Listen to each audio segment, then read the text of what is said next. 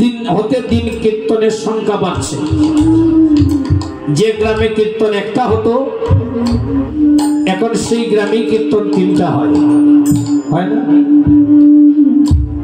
কীর্তন যে হারে বাড়ছে সেই হারে কিন্তু সমাজের পাপ কর্ম বাড়ছে। আমি যদি কিছু ভুল বলে থাকি তাহলে আপনারা বলবেন। যে হারে কীর্তন বাড়ছে সেই হারে দিন দিন অপরাধও বাড়ছে। এখন প্রশ্ন হলো, এত কীর্তন, এত লক্ষ লক্ষ ভক্তের সমাগম, এত নাম শ্রবণ, লীলা রস আস্বাদন, এত কিছু করেও আমার সমাজের তো কোনো উন্নতি আমি লক্ষ্য করতে পারছি না। কেন? বলে আমাদের সনাতন সমাজ দিন দিন অবনতির দিকেই যাচ্ছে। এখন আপনারা প্রশ্ন করতে পারেন যে কেমন করে বোঝা যায় যে অবনতির দিকে যাচ্ছে? বলে এত কীর্তন হচ্ছে, তো হরিনাম সংকীর্তনে ভক্তের আগমন হচ্ছে, এখনো এই সমাজে পুত্রের হাতে পিতা কোন হয় না?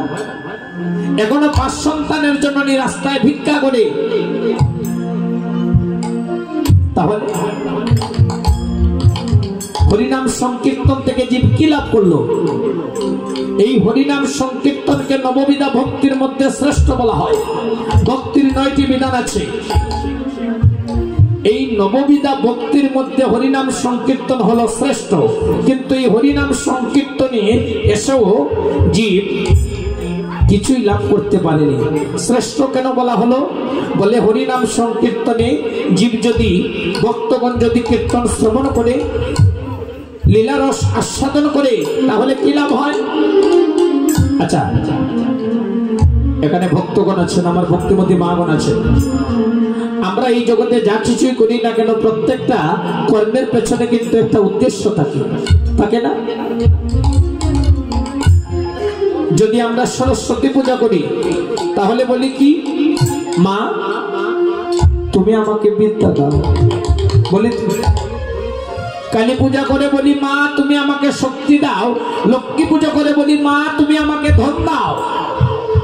আচ্ছা, এত দূর দূরান্ত থেকে ভক্তগণ, ভক্তিমতী মাগণ, আপনারা এই নববৃন্দাবনে কীর্তন শ্রবণ করতে আসলেন, আপনাদের মনে কোনো বাসনা নেই?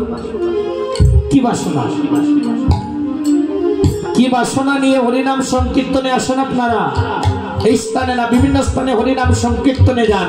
হরিনাম সংকীর্তনে আপনারা কি বাসনা নিয়ে যান? কি লাভ করার আশায় যান? আমি বলি, হরিনাম সংকীর্তনে ভক্তগণ, হরিনাম সংকীর্তনে ভক্তগণ গিয়ে ধন চায় না, মান চায় না, বিদ্যা চায় না, বুদ্ধি চায় না। হরিনাম সংকীর্তনে গিয়ে ভক্তগণ গোবিন্দের শ্রীচরণে নিজেকে সমর্পণ করে বলে, প্রভু গো, আমার বলে তো জীবন কাটিয়েই দিলাম, কিন্তু এখন পর্যন্ত জানতেই পারলাম না সেই আমি টাকা। আজ আমার বিষয় বাসনা ছেড়ে আমি তোমার চরণে শরণ নিলাম। আমি তোমার কাছে ধন চাই না, মান চাই না, তুমি আমার অন্তরে কৃষ্ণ ভক্তি, কৃষ্ণ প্রেম জাগিয়ে দাও।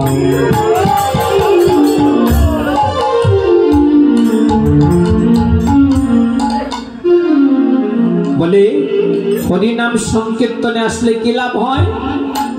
কি লাভ হয় গো মা? কৃষ্ণ ভক্তি, কৃষ্ণ প্রেম লাভ হয়। আচ্ছা, তো এত হরিনাম সংকীর্তন হচ্ছে, এত ভক্তের সমাগম হচ্ছে, সবাই কি কৃষ্ণ ভক্তি, কৃষ্ণ প্রেম লাভ করতে পারছে? সবাই পারছে না। সবাই যদি কৃষ্ণ ভক্ত হয়ে যেত তাহলে সমাজে এত পাপাচার, অনাচার, ব্যভিচার থাকতো না। সবাই কৃষ্ণ ভক্তি, কৃষ্ণ প্রেম লাভ করতে পারছে না। কিছু কিছু ক্ষেত্রে ভক্তগণ, বৈষ্ণবগণ আছেন যারা হরিনাম সংকীর্তন থেকে কৃষ্ণ ভক্তি, কৃষ্ণ প্রেম লাভ করে নিজের জীবনকে ধন্য করেছেন। আর অধিকাংশ ক্ষেত্রে দেখা যায় শুধু আশা দেওয়া সার হয়েছে, লাভ আর হয়নি। আজ এই কীর্তনে আমি আপনাদেরকে কি দিতে পারবো জানি না, তবে একটা শাস্ত্রীয় সিদ্ধান্ত আমি বলে যাই। আমার মহাপ্রভু একটা সিদ্ধান্ত দিয়েছেন, হে কলির জীব, হরিনাম সংকীর্তনে ব্রাহ্মণ যাবে, চন্ডাল যাবে, সূচি যাবে, মুচি যাবে, আমার হরিনাম সংকীর্তনে সবাই যাবে, তবে বিষয় বাসনা নিয়ে যেন হরিনাম সংকীর্তনে কেউ না যায়। কেন? বলে বিষয় থাকিতে কবু কৃষ্ণ নাহি হয়, বিষয় হইতে দূরে কৃষ্ণ তুমি জানিও নিশ্চয়। যতক্ষণ পর্যন্ত বিষয় বাসনা মনের মধ্যে থাকবে ততক্ষণ পর্যন্ত কৃষ্ণ কৃপা হবে না। কারণ বিষয় বাসনা যেখানে থাকে কৃষ্ণ কৃপা সেখানে হয় না, আর যেখানে কৃষ্ণ কৃপা হয়ে যায় সেখানে বিষয় বাসনা থাকে না। তাই মহাপ্রভু বলেছেন যে আমার হরিনাম সংকীর্তনে আমি সবাইকে সমান করে দিয়েছি। সাম্যবাদ নীতি, এটা এমন একটা স্থান, আপনি আপনার আসনের দিকে লক্ষ্য করুন, এটা এমন একটা স্থান এখানে ব্রাহ্মণ যে আসনে বসে চন্ডালও ঠিক সেই আসনেই বসে, জ্ঞানী যে আসনে বসে মূর্খ ঠিক সেই আসনেই বসে, এখানে ধনী যে আসনে বসে গরিব ঠিক সেই আসনেই বসে। আমার মহাপ্রভু বলে দিয়েছে যে কলিকালে হরিনাম সংকীর্তনে আমি ধনী গরিবের কোনো পার্থক্য রাখিনি, এখানে সবাই সমান। তাই দেখবেন হরিনাম সংকীর্তনে লক্ষ্য করে দেখবেন, কোন ব্রাহ্মণ যদি আসেন, কোন মহন্ত আসেন, গোস্বামী যদি আসেন, আমরা কিন্তু তাদেরকে পৃথক কোনো আসনের ব্যবস্থা করে দেই না, দেই না। কেন? বলে আমার মহাপ্রভুর বিধান, ব্রাহ্মণ চন্ডালী এক আসনে বসে হরিনাম সংকীর্তন।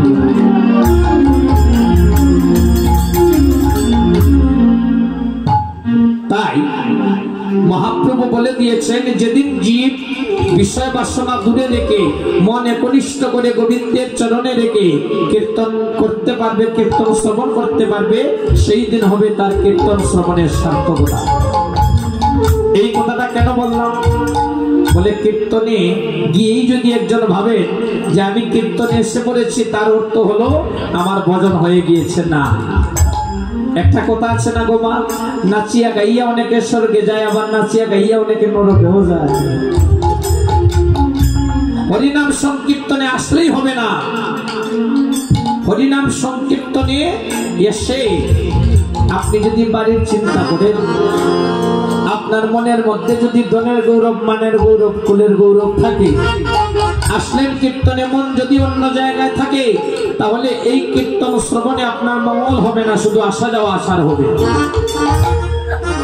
তাই আমার মহাপ্রভু সিদ্ধান্ত দিয়েছেন যে হরিনাম সংকীর্তনে গেলে বিষয় বাসনা দূরে রেখে যতক্ষণ পর্যন্ত কীর্তনে থাকবেন ততক্ষণ পর্যন্ত চিন্তা যদি করতে হয় কৃষ্ণচরণ চিন্তা করবেন, যদি বলতে হয় কৃষ্ণ কথা বলবেন, আর যদি কাঁদতে হয় হা কৃষ্ণ গোবিন্দ বলে কাঁদবেন।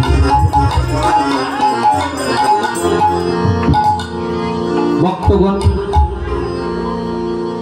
হরিনাম সংকীর্তনে বিভিন্ন জায়গায় দেখা যায় ভক্তগণ মায়েরা অধিকাংশই হরিনাম সংকীর্তনে এসে নিজেদের বিষয় বাসনার আলোচনা করেন। এতে কীর্তনদাতারও কিছু হবে না, কীর্তনিয়ারও কিছু হবে না। শুধু আপনারা শ্রোতা যারা শ্রবণ করতে আসলেন, হরিনাম সংকীর্তনে গিয়ে যদি আন কথা বলেন, তাহলে আপনার মনের বাসনাটাই পূরণ হবে না। তাই আপনাদের কাছে নিবেদন, আমি যা বলেছি শাস্ত্র থেকে বলেছি, আমার মন করা কথা আমি আপনাদেরকে বলিনি। যতক্ষণ পর্যন্ত যে কোনো স্থানে গীতা পাঠে যান, ভাগবত পাঠে যান, হরিনাম সংকীর্তনে যান, যতক্ষণ পর্যন্ত কীর্তনে থাকবেন ততক্ষণ পর্যন্ত মনটা যেন গোবিন্দের চরণে থাকে।